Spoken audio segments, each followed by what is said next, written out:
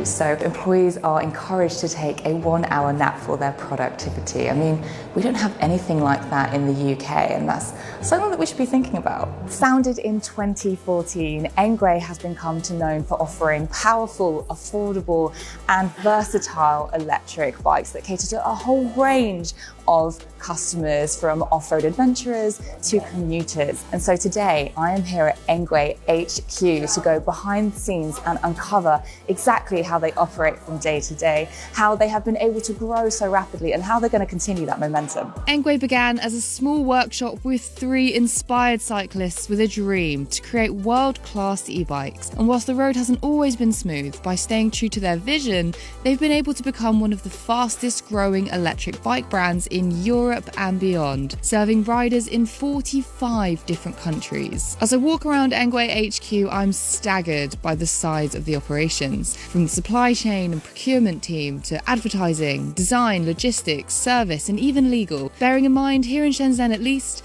owning an electric bike is actually seen as a luxury compared to, say, an electric moped. This is a lucrative business for their Western consumers. From the beginning, Engwe started selling in Italy with the EP2, and since then they've grown to be able to sell in over 10 different countries, making it an international company. Now they have over 300 employees here in their Shenzhen HQ, with a handful more employees across Europe. Engwe's slogan, "Explore a New Way," is not only the DNA of the company, but a reflection on the attitude of China's young entrepreneurs that have catapulted themselves into a lifestyle much more developed than most cities in the Western world. We've spent the past week here in Shenzhen, known as China's Silicon Valley.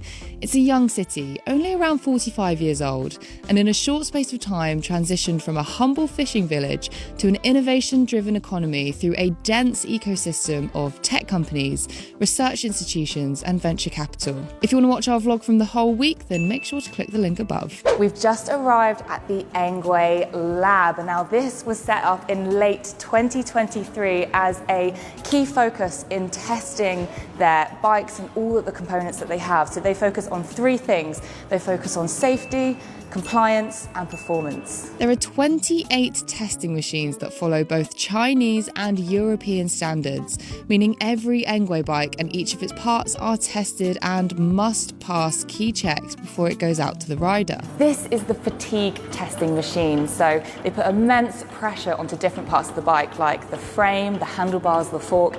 The pedals, for example, they get lots of pressure put through them 100,000 times. There's also the fork, which gets 500 newtons 100,000 times. This is to test the rigidity and the quality of the components. Tests like these make sure that key parts can stay safe even after long-term use. There's even a machine that tests parts in extreme conditions, ranging from -40 all the way up to 40 Celsius. Each bike that goes into development is tested 2,000 kilometers. They also test 200 kilometers with bumps included as well. And you can see here on this platform that they're actually tilting the bike slightly to give it that more real world test. Seeing the lengths that Engwe are going to ensure their product is secure is really reassuring. They have a dedicated team working day in, day out here in the lab, and is a clear sign of their attitude to wanting to do things the right way. But as we all know, products aren't 100% secure.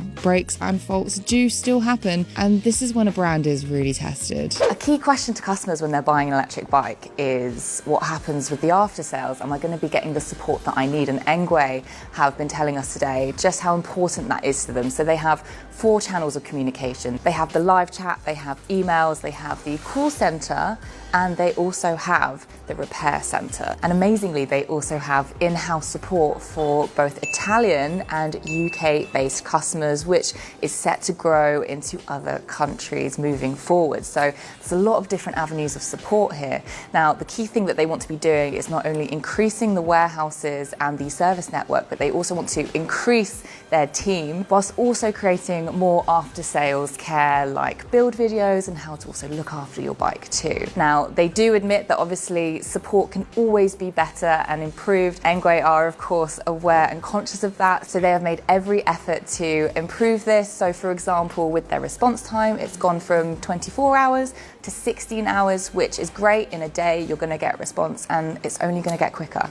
In 2025, there are now 4 flagship stores across Europe and over 200 service points covering North America, Europe, UK and beyond. Users can use the app to track their bike's repair status and know the estimated finish time. In 2026, there will be more stores in Germany, Spain and Portugal and a new repair centre in Italy. To keep momentum going, the team are dedicated to developing at least 4 to 7 products each year, with the aim to release about 4 to 5 every single year. So that's from concept to in the market. And next year, from February, they tell me that they will be launching their electric scooters in Europe, but sadly not in the UK just yet.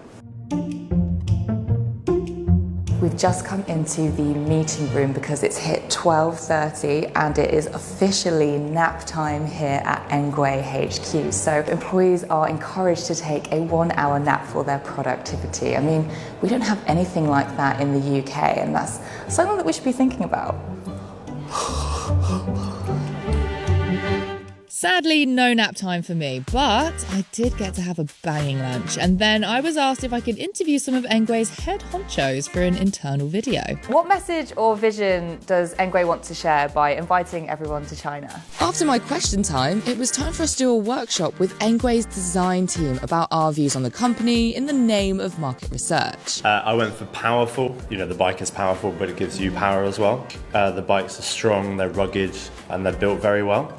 And leader, I think Engway was one of the first e-bike companies we ever worked with and is one of the leaders in the space. I always think of Engway as an innovative leader in e-bikes. So I've said accessible, versatile, and power. For today, this was the end of our visit to Engway, but check out our channel to see Rich's review of the Engway Engine Pro 3.0 and a vlog about mine and Rich's full week-long visit to China, which features a super typhoon and a lot of food. Thanks for watching, and we'll see you again next time.